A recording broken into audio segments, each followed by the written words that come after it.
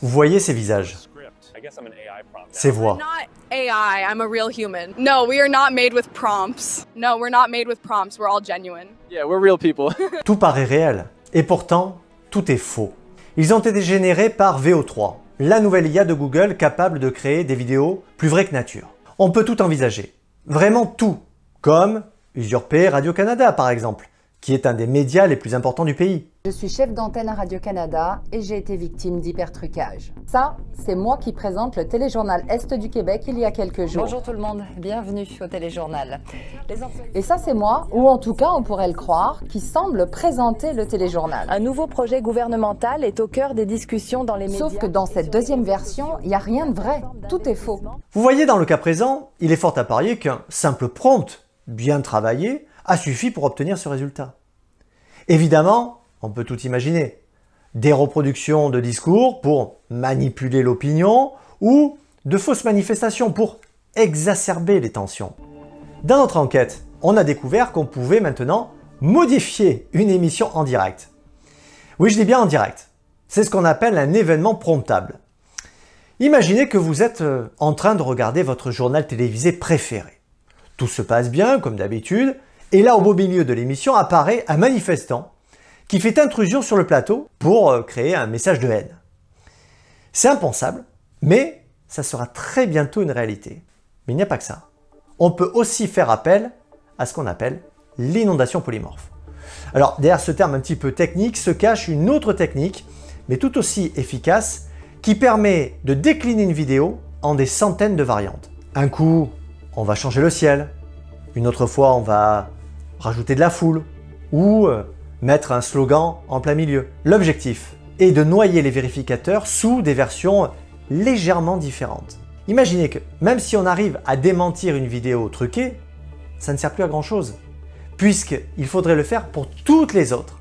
C'est pour ça qu'on risque de douter de tout. Et le vrai problème, c'est que notre confiance va s'éroder. Eh bien oui, le temps entre une vidéo qui se répand sur les réseaux et la vérification des faits, on est sur deux échelles de temps bien différentes. On a un effet pervers. Et ça, on ne l'a pas vu venir. C'est que même une info vraie peut être qualifiée de fake news. On appelle ça la dividende du menteur. En gros, ça veut dire que, comme on n'arrive plus à faire la différence entre le vrai et le faux, n'importe qui peut balayer toute accusation en disant « Non, c'est faux, c'est un deepfake ». Vous voyez le côté pernicieux que cela engendre? Et ça a déjà commencé. Souvenez-vous de ce geste. On y voit Brigitte Macron porter vivement sa main sur le visage du président lors d'une visite officielle à Hanoï. Bon, ce n'est pas la gifle qui nous intéresse, ou la chamaillerie, comme l'a dit M. Macron, mais plutôt ce qu'a dit l'entourage de l'Élysée dès que la vidéo a fuité sur les réseaux. Les communicants de l'Élysée ont fait courir le bruit qu'il s'agissait en fait d'images générées par intelligence artificielle. Mais après vérification, ils ont été contraints de se rétracter dès que la vidéo a été authentifiée. Vous voyez, la stratégie, elle est simple. Que ce soit de bonne comme de mauvaise foi, certains vont avoir le réflexe de se dédouaner d'emblée. Là, on est typiquement dans cette dividende du menteur.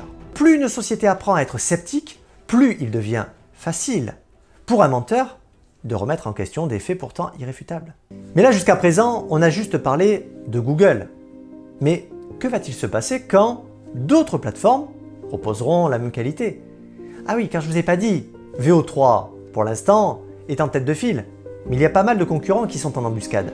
Et peut-être que parmi ceux-là, un sera moins regardant sur la sécurité.